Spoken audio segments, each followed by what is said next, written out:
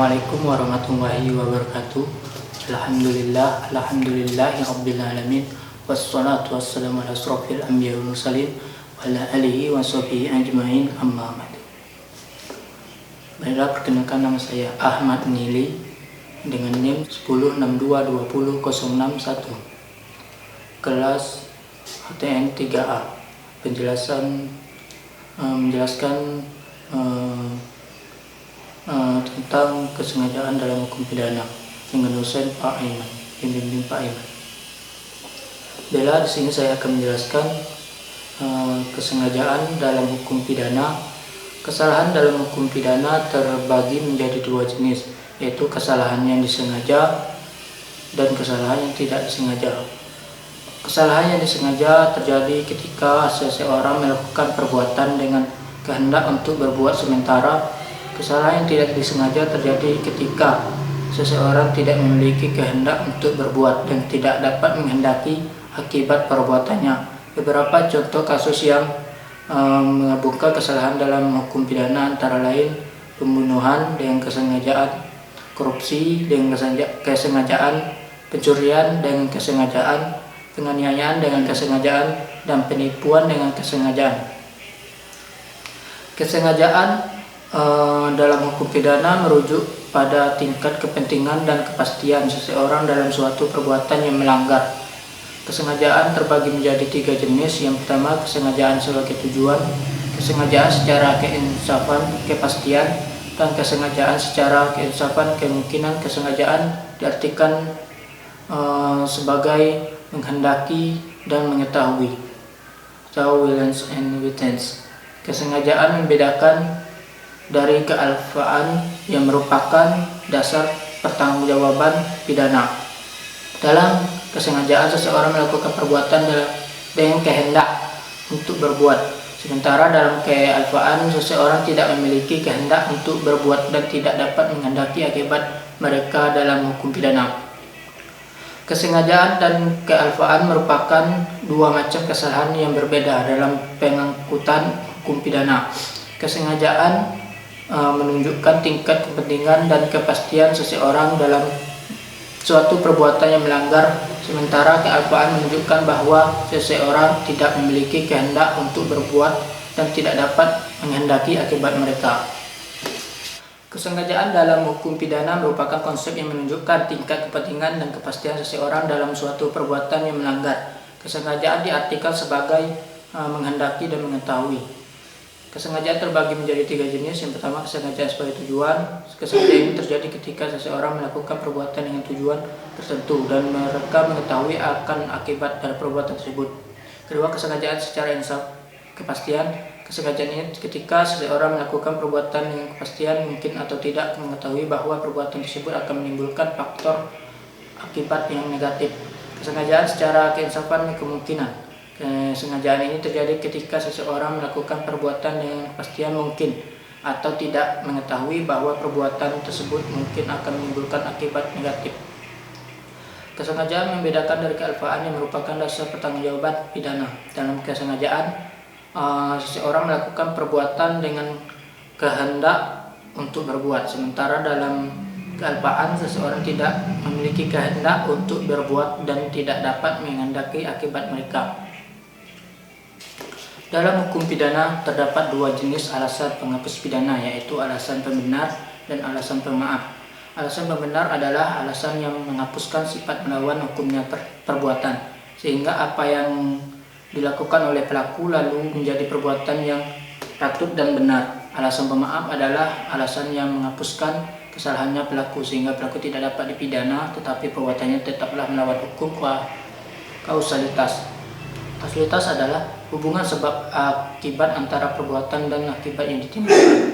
Dalam hukum pidana, hubungan kausalitas antara perbuatan dan akibat yang ditimbulkan mereka merupakan salah satu syarat untuk dapat dipidananya seseorang.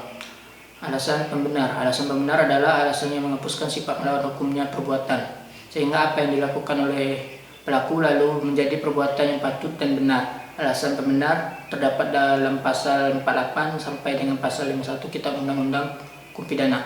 Berikut adalah beberapa contoh alasan pembenar. Yang pertama, pembelaan terpaksa, notware. Yang kedua, peraturan undang-undang. Yang ketiga, perintah jabatan. Alasan pemaaf. Alasan pemaaf adalah alasan yang menghapuskan kesalahannya pelaku, sehingga pelaku tidak dapat dipidana, tetapi perbuatannya tetaplah melawan hukum. Alasan pemaaf terdapat dalam pasal 44 sampai dengan pasal 52 KUHP. Berikut adalah beberapa contoh alasan pemaaf: tidak mampu mempertanggungjawab, pembelaan terpaksa yang melampaui batas. Yang ketiga, perintah jabatan yang tidak sah. Kesimpulan, kausalitas alasan pembenar dan alasan pemaaf merupakan tiga hal yang penting dalam hukum pidana. Kausalitas merupakan syarat dapat dipidananya seseorang. Alasan pembenar dan alasan pemaaf merupakan alasan-alasan yang menyebabkan seseorang tidak dapat dipidana. Dalam hukum pidana terdapat dua jenis penghapus pidana, yaitu alasan pembenar dan alasan pemaaf. Alasan pembenar adalah alasan yang menghapuskan sifat melawan hukumnya perbuatan, sehingga apa yang dilakukan oleh pelaku lalu menjadi perbuatan yang patut dan benar. Alasan pemaaf adalah alasan yang menghapuskan kesalahannya pelaku, sehingga pelaku tidak dapat dipidana, tetapi perbuatannya tetap melawan hukum. Untuk membuktikan adanya hubungan kausal, hakim harus mempertimbangkan berbagai faktor, antara lain kemungkinan. Yang pertama, kemungkinan terjadinya akibat. Kedua, kekuatan hubungan antara perbuatan dan akibat. Ketiga, persentase kontribusi perbuatan terhadap terjadinya akibat. Alasan pembenar dan dalam pasal 48 sampai 51 KUHP dapat dikategorikan menjadi dua, yaitu alasan pemaaf subjektif dan alasan pembenar objektif. Alasan pembenar subjektif, pembelaan terpaksa, pasal 49 ayat 1 KUHP. Pembelaan terpaksa adalah perbuatan yang dilakukan membela diri atau orang lain, kehormatan, kesusilaan, atau harta benda sendiri atau orang lain terhadap serangan atau ancaman serangan yang melawan hukum, tidak mampu bertanggung jawab. Pasal 48 KUHP. Alasan pembenar objektif ialah peraturan undang-undang pasal 50 KUHP, yang isinya peraturan undang-undang adalah ketentuan yang dibuat oleh pejabat yang berwenang, yang mengatur tata cara, syarat, dan akibat dari suatu perbuatan. Yang dua, perintah jabatan, pasal 51 ayat 1 KUHP. Perintah jabatan adalah perintah yang diberikan oleh pejabat yang berwenang kepada bawahannya dalam rangka pelaksanaan tugas jabatannya. Penjelasan lebih lanjut mengenai kategori-kategori tersebut adalah sebagai berikut. Alasan pembenar subjektif. Alasan pembenar subjektif didasarkan pada keadaan batin pelaku. Dalam hal ini, pelaku tidak menyadari perbuatannya atau tidak dapat mempertanggungjawabkannya. Oleh karena itu, perbuatannya tidak dapat dianggap sebagai perbuatan melawan hukum. Alasan pembenar objektif. Alasan pembenar objektif didasarkan pada keadaan objektif di luar dari diri pelaku. Dalam hal ini, perbuatan pelaku tidak dapat dianggap sebagai perbuatan melawan hukum karena adanya ketentuan hukum yang membenarkan perbuatan tersebut. Penerapan alasan pembenar dalam praktek hukum pidana harus memperhatikan sebagai faktor antara lain. Yang pertama, kebenaran unsur-unsur alasan pembenar. Yang kedua, keadaan yang melingkupi perbuatan. Dan ketiga, asas-asas hukum pidana.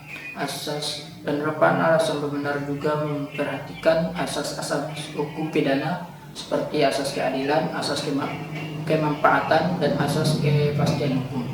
Misalnya, alasan pembenar, pembelaan terpaksa dapat diterapkan untuk melindungi hak asasi manusia seperti hak atas keselamatan.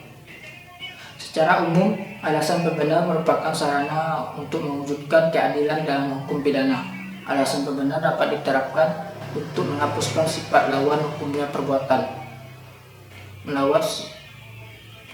Alasan pembenar dapat diterapkan untuk menghapuskan sifat melawan hukumnya perbuatan, sehingga pelaku tidak dapat dipidana. Baiklah, itulah penjelasan dari saya tentang kesengajaan dalam hukum pidana. Dan saya akhiri dengan wallahul muwaffiq ila aqwamit thoriq. Wassalamualaikum warahmatullahi wabarakatuh.